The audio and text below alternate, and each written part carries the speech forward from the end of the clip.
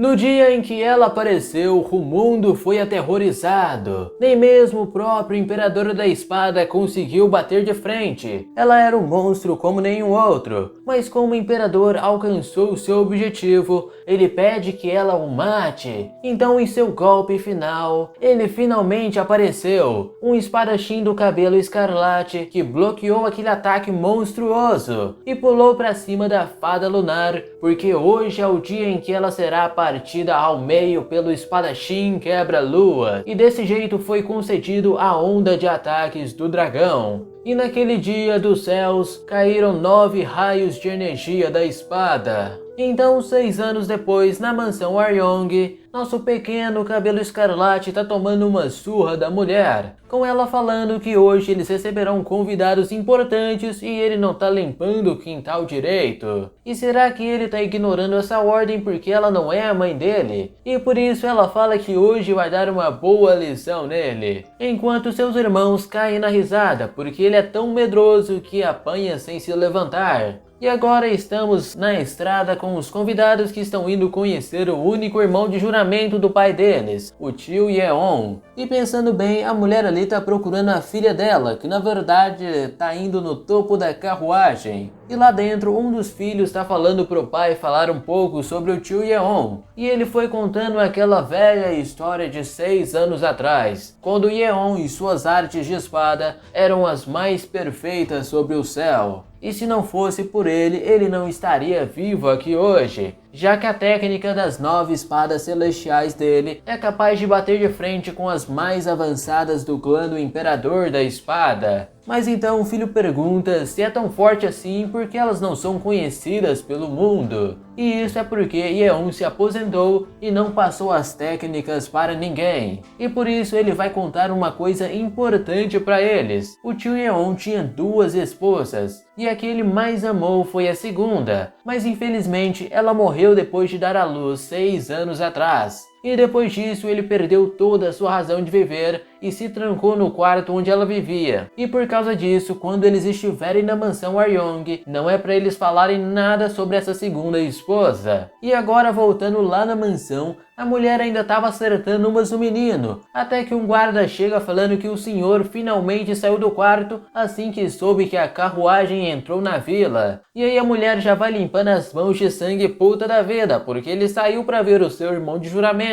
Mesmo que não tenha saído, não importa o que ela fizesse. Então a mulher já manda aquele menino ficar longe do alcance de todos, enquanto eles estiverem recebendo os convidados, porque senão o pau vai cantar de novo. E aí ela foi saindo com seus outros irmãos na felicidade, enquanto para ele o que sobrava era a solidão. E ela vai falando para o seu filho mais velho que eles conhecerão a filha do tio Nangong, e por isso ele precisa tratá-la bem. Então eles finalmente chegaram, enquanto Nangong apresentava sua esposa e seus filhos, mas quando foram apresentar a segunda filha, ela já tinha saído para dar uma volta. E agora a mulher da mansão vem chegando falando que o quarto filho deles também faz muito disso. E o Yeon foi apresentando também a sua esposa e os seus 3 filhos. E o nome da cobra é Baek Minjo. E assim eles vão convidando todo mundo pra dentro, enquanto ela pede para o Mumbae procurar pela filha deles na mansão. E quando tudo isso estava acontecendo, o nosso jovem Escarlate estava no canto mais isolado na posição de punição, se perguntando quando os convidados iriam embora, porque seus braços já estavam doendo, ele estava com fome e também cansado, e foi aí que ele acabou desabando no chão. Até que um tempo depois, alguém vem chegando perto, e quando ele vê aquela sombra, já vai se desculpando achando que a mulher veio bater nele de novo. Mas quando ele abriu os olhos, não era aquela mulher, e sim uma menina. E enquanto isso, lá na mansão eles estavam jantando, perguntando se eles queriam unir as famílias com um casamento. Mas o Yeon apenas fala que agradece a oferta e que é melhor que seus filhos respondam por si mesmos, já que os pais não deveriam escolher o casamento dos filhos, coisa que aconteceu com ele mesmo para se casar com a Mocreia, um casamento de conveniência. E ela provavelmente tá puta com isso porque tá doida pra casar o filho mais velho com a filha deles. Então agora ela fala que quer pedir um favor, para que o clã Nangong desse treinamento para o seu filho Mumbaek. E o Yeon fala a mesma coisa, ele também gostaria de pedir esse favor.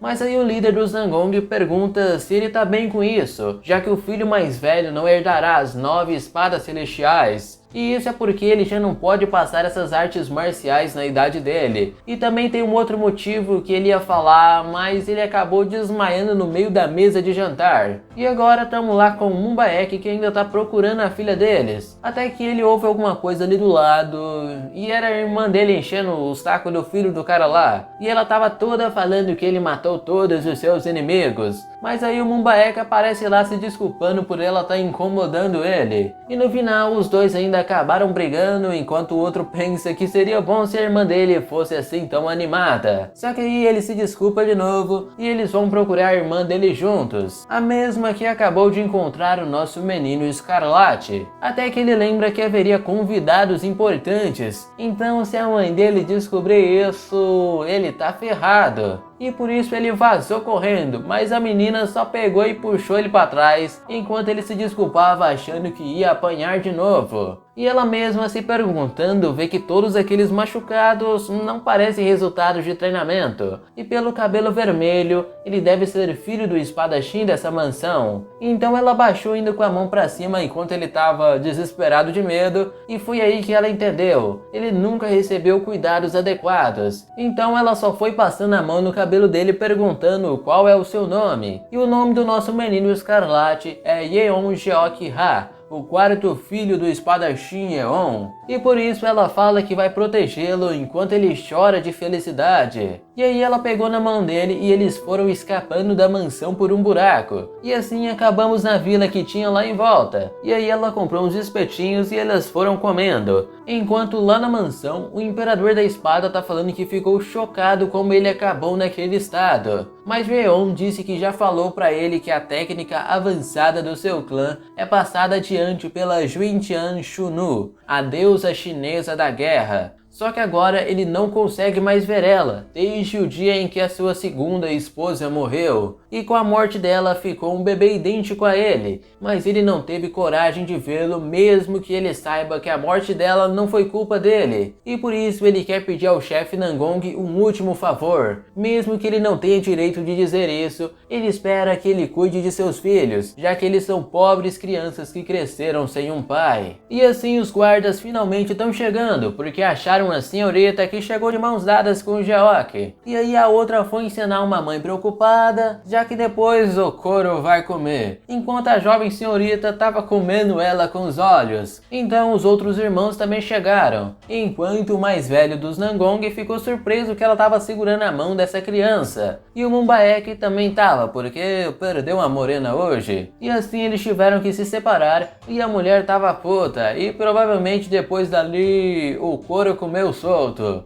Mas no 7º mês daquele ano, o Sr. Yeon Muryong morreu dormindo. E assim que ele morreu, a Minjo invocou dezenas de guerreiros do clã dela para preencher a ausência dele no clã. E os guerreiros que ela invocou ficaram conhecidos como o Esquadrão do Tigre Branco. E além disso, o Mumbaek tinha ido treinar no clã Nangong, enquanto a Minjo assumiu a posição de mestre oficial da mansão. E depois que o cara bateu as botas, ela procurou por todos os lugares dessa mansão se o Sr. Yeon tinha deixado seus manuais de artes marciais, mas no final não havia nada. E assim ela mandou jogar tudo que era dele dentro do armazém, e quando tiverem levando as coisas era para prender aquele pirralho junto lá dentro. E desse jeito nosso menino Escarlate acabou preso dentro daquele armazém onde estavam as coisas de seu pai. E quando as portas se fecharam, aquela sala ficou um vazio escuro e silencioso, onde ele acabou dormindo de medo. E no outro dia, a única coisa que ele recebeu por uma portinha foi um prato de água e uma batata. Então ele comeu isso enquanto via que tinha alguma coisa brilhando lá do outro lado. E aí ele foi dar uma olhada e quando tirou o pano de cima, tinha um grande espelho embaçado lá atrás. E ele passou a mão e viu seu próprio reflexo. Só que não era realmente o seu reflexo, porque ele começou a se mexer lá dentro do espelho. E depois disso, o tempo se passou e o inverno chegou, enquanto os guardas estão falando que em breve terão que limpar o cadáver dele. Mas aquele espelho ainda estava ali se mexendo lá dentro. E ele mesmo fala que agora não tem mais medo dele. Na verdade, ele não tem nem mesmo forças para ter medo, porque ele estava prestes a morrer de frio. Só que o espelho pegou um pedaço de madeira e começou a fazer os movimentos estranhos. E quanto mais ele fazia aquilo, parecia movimentos de artes marciais, a mesma que ele via os seus irmãos treinando. Então ele estava lembrando que o professor falou para o seu irmão que se ele aprendesse isso, ele será capaz de circular a energia do núcleo para criar energia Yang. E criar e manter isso é o primeiro passo das 9 artes celestiais. E aí ele lembrou que seu irmão conseguia criar ar quente até mesmo no inverno com isso. Então ele pegou um pedaço de madeira para fazer igual o espelho. E assim ele tentou, caiu e o espelho riu. Mas ele continuou, até que finalmente conseguiu. Ele não sentia mais frio e foi capaz de criar ar quente só seguindo os movimentos do espelho. E se ele manter desse jeito, vai dar para sobreviver. Então agora o espelho está mostrando para ele continuar, mas para ele nesse nível aqui já estava bom. E aí o espelho foi mostrando outros grandes movimentos, como se ele estivesse ensinando ele as 9 artes celestiais. Só que ele não tinha interesse por artes marciais, mas o espelho ficou caçoando dele por falar disso.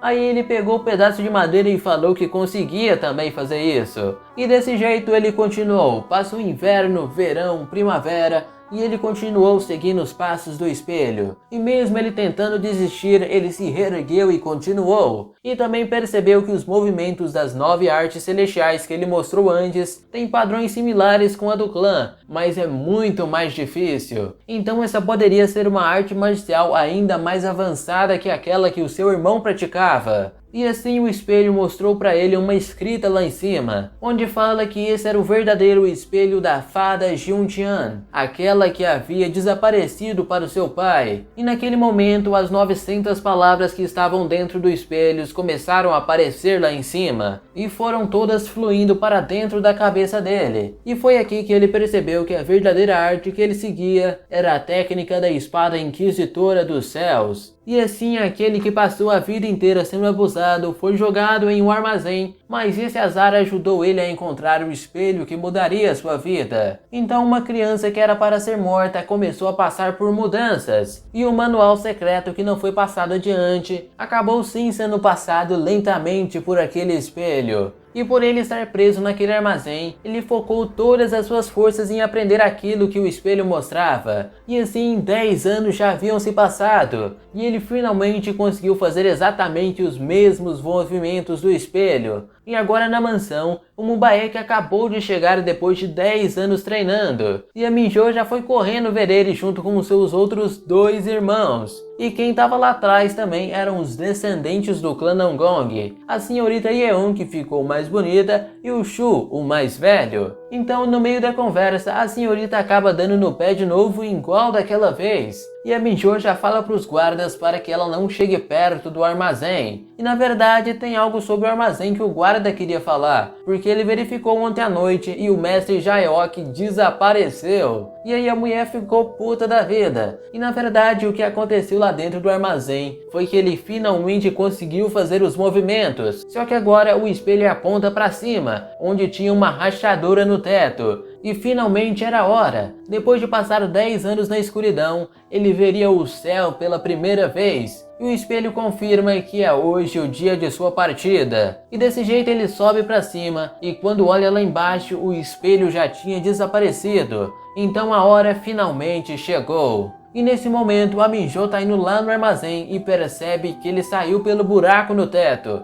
Mas ela fala para os guardas que não é necessário se incomodar em buscar aquele moleque porque ele vai morrer por lá. E enquanto isso, ele estava lá na cidade vendo todas aquelas pessoas pela primeira vez. E lá na mansão ela estava mentindo para o Mubaek que o Jaeok fugiu faz 3 dias. E mesmo mandando pessoas atrás dele, ainda não conseguiram encontrá-lo. E a senhorita lá atrás acabou escutando tudo. Então ela pensou, faz 3 dias que ele fugiu, mas os cobertores e a mobília do quarto dele estavam novos. Não tinha nenhum traço de que um humano vivia aqui. E aí ela só deixou a Minjo falando sozinha, enquanto até o Mubaek pergunta se realmente não tinha acontecido algo a mais. Porque ele nunca nunca viu a discípula e irmã agir daquele jeito, já que ela é conhecida como a encantadora leitora de mentes, e por isso deve haver um motivo para ela ter saído correndo. E assim o Mumbaek chegou lá no armazém onde a senhorita já tinha percebido o que aconteceu. Ela tinha mantido o Jae-ok aprisionado dentro do armazém, e por isso ela fala que irá informar isso para o pai dela, e ela já estará voltando com o seu irmão. E enquanto isso, o Jae-ok está andando pela cidade, até que ele se depara com um dos guardas da mansão, e já vai saindo pro outro lado, mas o guarda para ele porque vai verificar a sua identidade. E foi aí que ele vazou correndo pela cidade, até encontrar a saída que ficava lá na frente. Então ele correu e o guarda foi atrás. Só que quando os portões estavam fechando, o guarda apareceu lá atrás dele. Mas mesmo assim ele conseguiu desviar e continuou, até que o portão fechando ia esmagar os dois. E nessa hora o menino Escarlate segurou aquele portão gigante com apenas uma mão. E depois de ver essa força, o guarda ficou cagando de medo e falou que era a pegadinha do malandro.